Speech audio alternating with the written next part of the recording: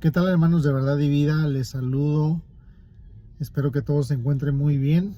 En esta ocasión me gustaría compartir con ustedes el pasaje que vimos el domingo, que es el libro de Primera de Pedro, en el capítulo 1, en los versículos del 3 hasta el versículo 9.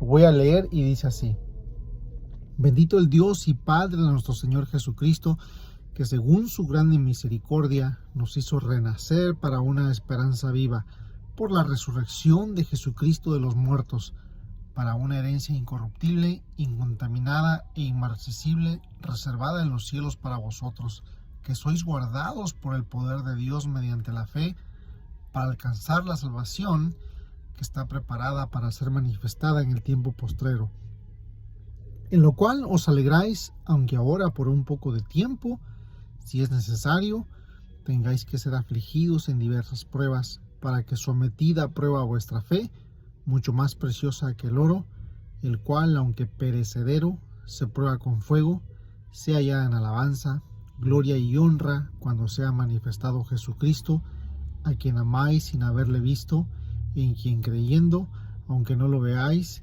os alegráis con gozo inefable y glorioso, obteniendo el fin de vuestra fe, que es la salvación de vuestras almas. Lo que escribe Pedro aquí es una oración. En la opinión de los estudiosos, es una oración muy larga que podemos ver se desprenden varios temas.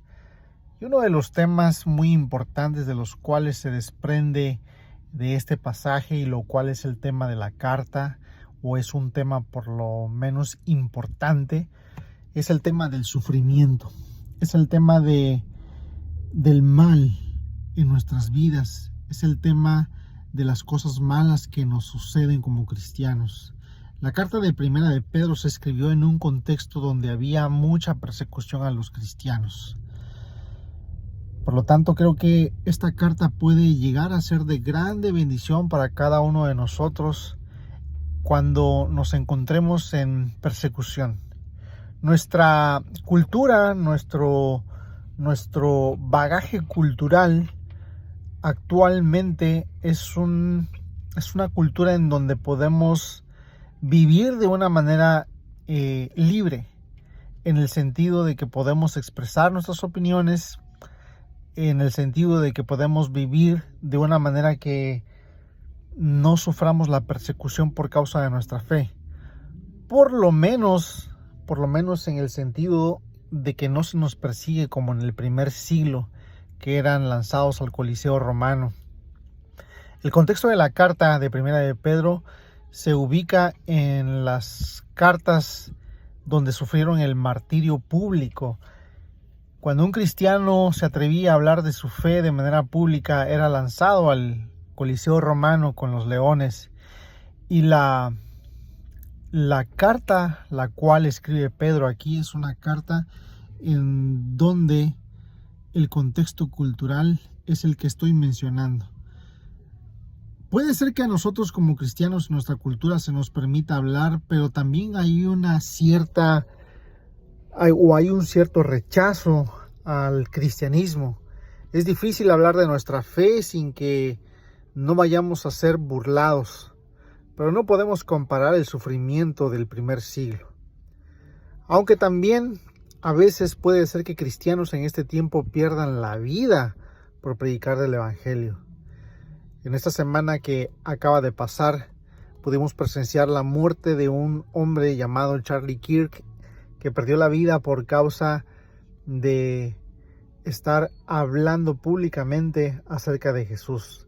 Claro que también él tenía algunas posturas políticas que quizás no agradaban a varias personas, pero una de las cosas de las cuales él hablaba era acerca de la resurrección de Jesús. Creo que cuando hablamos de manera pública acerca de nuestra fe en una cultura que no le agrada saber de Cristo, sufriremos la persecución de algún modo. Sin embargo, como vuelvo a repetir, en la cultura del primer siglo El hablar del Evangelio era algo sumamente difícil. En el libro de Romanos, en el capítulo 10 y en el versículo 9, dice que si confesares con tu boca que Jesús es el Señor, y si hallares en tu corazón que Dios los levantó de entre los muertos, serás salvo. Porque con el corazón se cree para justicia, pero con la boca se confiesa para salvación. El contexto en el cual se escribe Romanos es el contexto en el que, nuevamente vuelvo a mencionar, si confesabas públicamente tu fe como cristiano, podías ser lanzado al Coliseo romano. Por lo tanto, cuando Pablo escribe a los romanos que si confesaren con su boca que Jesús es el Señor, era una declaración en contra del César, quien se proclamaba como Dios en el Imperio Romano. El único César que había al cual se le rendía adoración o se le debía el honor era a César. Por lo tanto, cuando Pablo escribe que si confesares con tu boca que Jesús es el César, es el Señor, era una declaración de rechazo al César. Y eso llevaba un costo alto. Llevaba quizá la pérdida de la vida. Por lo tanto, mis hermanos, el llamado que nos hace Pablo a confesar a Jesucristo como Señor es una cuestión de valor. Es una cuestión que necesitamos asumir, que el seguir a Cristo nos puede llegar a costar la vida. Pedro nos dice en el versículo 3, en la primera carta: bendito el Dios y Padre de nuestro Señor Jesucristo. Pedro inicia estos versículos de manera introductoria alabando a Dios. Yo creo que una de las características más importantes a la hora de nosotros orar a Dios, orar a nuestro Padre, es bendecirle. La oración modelo que Jesús nos dejó en el libro de Juan, en el capítulo 6, es: Padre nuestro que estás en el cielo, santificado sea tu nombre. Cuando santificamos el nombre de Dios, significa ponerlo aparte. La palabra santificado es una palabra en el griego que es la palabra hagios, o la palabra en hebreo hadosh. Es una palabra que significa apartar. Y cuando una persona o algún utensilio en el Antiguo Testamento se le apartaba o se le santificaba, simplemente significaba eso, precisamente, el ponerle aparte. El ponerle aparte. Cuando nosotros santificamos a Dios, estamos poniéndolo aparte, es decir, que no hay nada que se le pueda comparar a Él. Por lo tanto, cuando la carta de Pedro nos dice: bendito el Dios y Padre de nuestro Señor Jesucristo, está bendiciendo el nombre de Dios de una manera muy similar a la oración modelo: Padre nuestro que estás en el cielo, santificado sea tu nombre. Estamos reconociendo a Dios por lo que Él es antes de pedir cualquier cosa. Tenemos que cambiar nuestra mentalidad en el sentido de que cuando oremos a Dios, no solamente le pidamos cosas como si fuera Aladino y la lámpara mágica, o como si fuera como Santa Claus, que solamente le pedimos cosas, que solamente pensamos en nuestro bien, que solamente estamos pensando en nuestras propias necesidades. En cambio, tenemos que iniciar orando, alabando a nuestro Padre por lo que Él es, por su carácter, por su amor, por su bondad. Alabarlo por lo que Él es. Y es lo que precisamente hace Pedro en su primera carta. Y nuevamente, no olvidando que el contexto es persecución. ¿Cuántas razones no tenía Pedro para quejarse por todo lo que estaba sucediendo y aconteciendo en el primer siglo? Pedro podría haber comenzado su oración quejándose y renegando de la vida, pero no lo hace. Él adora a Dios. Él está bendiciendo a Dios en medio de la persecución, en medio de las cosas difíciles que estaban pasando. Después hace esta declaración bendito el Dios y Padre nuestro Señor Jesucristo, que según su grande misericordia nos hizo renacer para una esperanza viva. El Señor Jesús, Dios, nos hizo renacer. Aquí vemos una importante palabra que es la doctrina de la regeneración, la cual se desprende de estos versículos. ¿Qué es la regeneración? La regeneración es el acto donde Dios nos infunde vida para que podamos vivir la vida cristiana. En otras palabras, también esta doctrina se pudiera mencionar como el hecho de nacer de nuevo. El libro de Juan, en el capítulo 3, se nos cuenta una historia en donde podemos ver a Jesús dialogando con un fariseo. San Juan capítulo 3 versículo 1 en adelante dice así: había un hombre de los fariseos que se llamaba Nicodemo, un principal entre los judíos. Este vino a Jesús de noche y le dijo: Rabí, sabemos que has venido de Dios como maestro, porque nadie puede hacer estas señales que tú haces si no está Dios con él. Respondió Jesús y le dijo: de cierto te digo que el que no naciere de nuevo no puede ver el reino de Dios.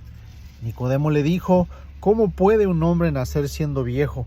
¿Puede acaso entrar por segunda vez en el vientre de su madre y nacer? Respondiendo Jesús: de cierto te digo que el que no naciere de agua y del Espíritu no puede entrar en el reino de Dios. Aquí vemos en la charla que tiene Jesús con Nicodemo, uno de los fariseos del siglo I, que Jesús le está diciendo que si no nace de nuevo no puede ver el reino de Dios, pues el nuevo nacimiento es aquella nueva vida que obtiene el cristiano cuando conoce a Jesús, cuando conoce a su Salvador. El nuevo nacimiento significa que ahora tenemos nuevos deseos, que ahora tenemos una nueva vida, que ahora tenemos nuevas motivaciones. Significa que ahora tenemos nuevas emociones, como lo nombraba el gran predicador de Norteamérica, el famoso Jonathan Edwards, uno de los más grandes teólogos que ha tenido Estados Unidos. Él decía que el nuevo nacimiento es ahora tener nuevos sentimientos y nuevas emociones. Esas nuevas emociones se podrían decir que son un amor profundo por lo que Dios ama, por todo lo que Dios ama, y principalmente un amor por Dios que nunca antes habíamos tenido. La regeneración es cuando el Señor viene y nos infunde su Espíritu Santo para que podamos vivir la vida cristiana de modo que amemos a Dios por sobre todas las cosas. Por lo tanto, cuando Pedro dice que nos ha hecho renacer, es Dios actuando para que nosotros podamos vivir esa nueva vida en Cristo.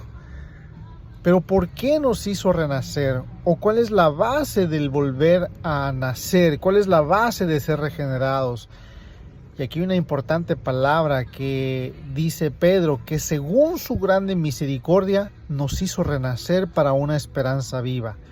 La base de ese nuevo nacimiento es su misericordia. El término teológico para hablar de la misericordia es no dar lo que merecemos. El término teológico de gracia significa que Dios nos ha regalado algo que no merecemos, y esa es la salvación.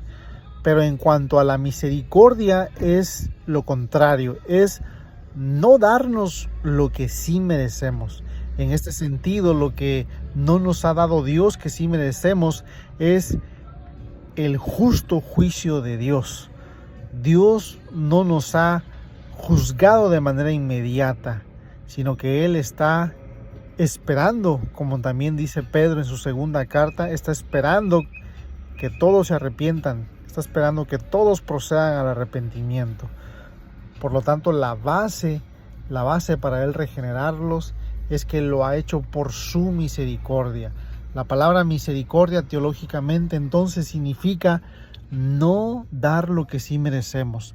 Pero de una manera etimológica podemos decir que también el hecho de misericordia o de mencionar la palabra misericordia etimológicamente está hecha de dos partes, la palabra miseria y la palabra cardía. La palabra miseria implica lo que tenemos en nuestra vida, todo lo malo que hay en nuestra vida. Y la palabra cardía es una palabra en griego que es la palabra corazón en español. Por lo tanto, miseria y cardía son dos palabras que forman la palabra misericordia. Cuando Jesús estaba caminando cerca del estanque de Betesda, un ciego le gritaba: Jesús, hijo de David, ten misericordia de mí. Cuando el ciego gritaba: Jesús, hijo de David, ten misericordia de mí, es como si el ciego estuviera gritando: Jesucristo, ven misericordia, ven miseria, perdón. Pásala por tu corazón y actúa en favor de mí. Por lo tanto, el ciego estaba pidiendo que viera toda su miseria, pero que no se quedara de brazos cruzados, sino que la pasara por su corazón y actuara en favor de él.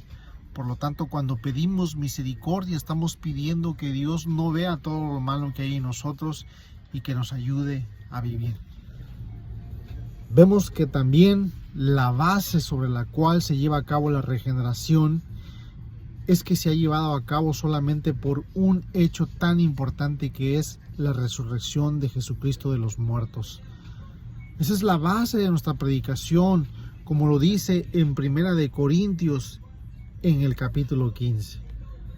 Primera de Corintios en el capítulo 15 nos dice en el versículo 10: pero por la gracia de Dios soy lo que soy, y su gracia no ha sido en vano para conmigo. Antes he trabajado más que todos ellos, pero no yo, sino la gracia de Dios conmigo, porque sea yo o sean ellos, así predicamos y así habéis creído. Pero si se predica de Cristo que resucitó de los muertos, ¿cómo dicen algunos entre vosotros que no hay resurrección? Porque si no hay resurrección de muertos, tampoco Cristo resucitó. Y si Cristo no resucitó, vana es entonces nuestra predicación, vana es también vuestra fe. El apóstol Pablo dice que si Cristo no ha resucitado, nuestra fe resulta vacía, sin sentido, carente de propósito. Pero nuestra fe no es vacía ni carente de propósito. Nuestra fe se enraiza en un hecho histórico, en un hecho del primer siglo, en donde Jesús vino, murió, pero no se quedó muerto, sino volvió a la vida, que es lo que significa resucitar. Por lo tanto, la base de nuestra fe no es la imaginación, no son los sentimientos solamente, no son cosas imaginarias, es un hecho fáctico, es un hecho que podemos confiar en que realmente sucedió y que se puede rastrear en la historia. Por lo tanto, tenemos la seguridad de que el hecho en donde se fundamenta nuestra fe es un hecho confiable, es un hecho que Dios nos ha dejado, por lo cual, por la resurrección de los muertos, por la resurrección de Cristo, es que nosotros podemos experimentar la salvación. También en Primera de Pedro se nos habla o se nos sigue hablando a continuación de que cuando hemos sido salvados es como adquirir una herencia. ¿Y cómo es esa herencia? La herencia que Dios nos ha dejado para que nosotros podamos experimentar es una herencia que es inmarcesible. Es una herencia que es incorruptible. Es una herencia incontaminada. Pero ¿qué es lo que todo esto quiere decir? Cuando nosotros vemos estas palabras, quizás pueden sonar extrañas a nuestra mente. Y por ello les quiero leer la versión NTV, la Nueva Traducción Viviente, que dice así: que toda la alabanza sea para Dios, el Padre de nuestro Señor Jesucristo. Es por su gran misericordia que hemos nacido de nuevo, porque Dios levantó a Jesucristo de los muertos. Ahora, Vivimos con una gran expectación y tenemos una herencia que no tiene precio. Una herencia que está reservada en el cielo para ustedes, pura y sin mancha, que no puede cambiar ni deteriorarse. La herencia entonces que Dios nos ha dejado es una herencia que no tiene precio. Es una herencia que está reservada en los cielos. Es una herencia que no tiene mancha. Es una herencia que no puede marchitarse, cambiar ni deteriorarse. Por lo tanto, lo que le dice Pedro a sus oyentes que están sufriendo es que ese sufrimiento va a terminar algún día, porque Dios nos ha dejado una gran herencia que es la salvación que se fundamenta en la resurrección. Él nos va a guardar por su poder y la única cosa que Dios nos pide es la fe. Dice el versículo 5, que sois guardados por el poder mediante la fe para alcanzar la salvación que está preparada para ser manifestada en el tiempo postrero. Por lo tanto, cuando vemos que Dios nos dice que vamos a ser guardados mediante la fe, es el único requisito que nos pide para poder apropiarnos de la salvación, mediante la fe. La fe es la creencia de que verdaderamente los hechos de la resurrección han acontecido. Y también la fe podría desglosarse como aquella confianza que Dios nos pide para caminar con Él todos los días. Una fe práctica, pero también la fe dogmática, la fe doctrinal que es la resurrección de Cristo. Esa fe es necesaria para poder vivir la vida. Esa fe es necesaria para poder avanzar. Esa fe es necesaria para poder caminar todos los días, creyendo y confiando que lo que Él nos ha prometido va a ocurrir tal y como Él lo ha expresado. También vemos que se nos dice que esa fe, a través de esa fe podemos alcanzar la salvación que será manifestada en un tiempo postrero. Versículo 6 de 1 de Pedro 1. En lo cual vosotros os alegráis, aunque ahora por un poco de tiempo, si es necesario, tengáis que ser afligidos en diversas pruebas, para que sometida a prueba vuestra fe, mucho más preciosa que el oro, el cual, aunque perecedero, se prueba con fuego, sea hallada en alabanza, gloria y honra cuando sea manifestado Jesucristo, a quien amáis sin haberle visto, en quien creyendo, aunque ahora no lo veáis, os alegráis con gozo inefable y glorioso, obteniendo el fin de vuestra fe, que es la salvación de vuestras almas. Mis hermanos, Pedro le dice a sus oyentes que ellos se pueden alegrar en esa gran salvación, pero que ahora les toca sufrir por un breve tiempo. Ese sufrimiento que estaban experimentando es lo que les hablaba hace un momento, en el cual ellos estaban sufriendo a manos del emperador Nerón. Nerón, que era el emperador en ese tiempo, estaba llevando a cabo una persecución masiva en contra de los cristianos. Resulta que Nerón, cuenta la historia, estaba a cargo de Roma en ese tiempo como emperador, y él llevó a cabo un incendio que él mismo provocó. Pero cuenta la historia que en lugar de asumir la responsabilidad, le echó la culpa a los cristianos y utilizó a los cristianos para poder descargar su furia y para poder echarles la culpa de tal incendio. Por lo tanto, se cuenta que Nerón llevaba a cabo las más muertes horripilantes y horribles al aplicarles la muerte a los cristianos. Se dice que no solamente los llevaba a la muerte, sino que también los hacía sufrir, los torturaba. Nerón lanzaba a los cristianos al Coliseo con los leones. Era un espectáculo para el circo romano el mandar a los cristianos y que fueran objeto de un espectáculo. De esa manera podemos decir que los cristianos estaban sufriendo mucho a manos de Nerón.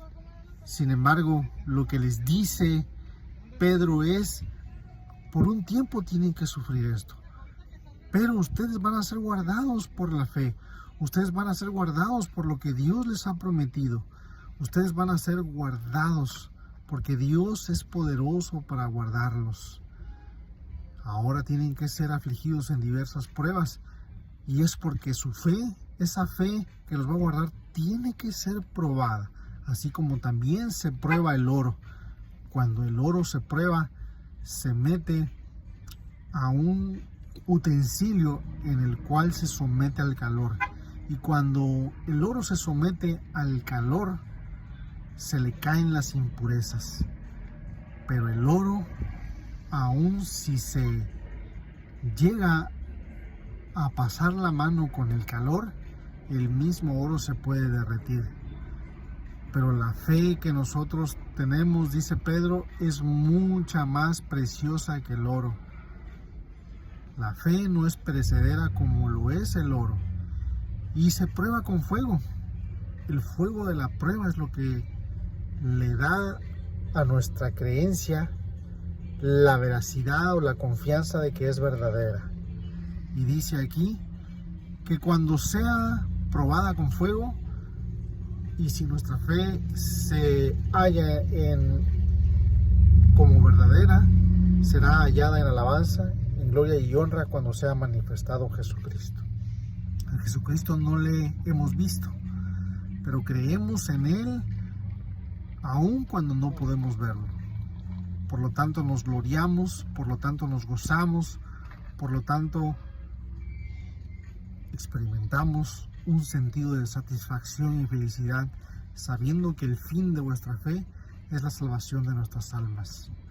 Por lo tanto, en esta carta Pedro lo que menciona, o los temas más sobresalientes, es de que Dios nos ha hecho renacer, es de que Dios nos ha hecho nuevas criaturas, pero la base de esa o de ese nuevo nacimiento es su misericordia a través de la resurrección de Cristo. Y esa fe que nosotros tenemos, o esa confianza en que eso es cierto, es verdadero, tiene que ser probado.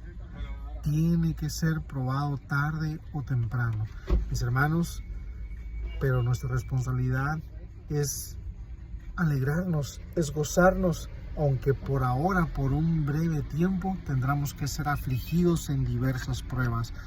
Por lo tanto, mis hermanos, lo que podemos decir ahora es que si no estamos sufriendo persecución, quizás deberíamos preguntarnos qué es lo que sucede con nuestra fe, si verdaderamente estamos dando testimonio de nuestra fe, como esta semana lo pudo experimentar este muchacho llamado Charlie Kirk, que anunciaba a Cristo y fue asesinado por un tiro de una persona que no le agradó.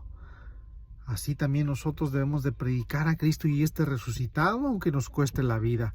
Por lo tanto, podemos decir que si estamos sufriendo la persecución, ese no es el fin de nuestra vida cristiana, ese no es el fin de nuestra creencia, simplemente es un sufrimiento que vale la pena el costo, que vale la pena el sufrir por causa de Cristo, así como los cristianos lo vivieron en el primer siglo.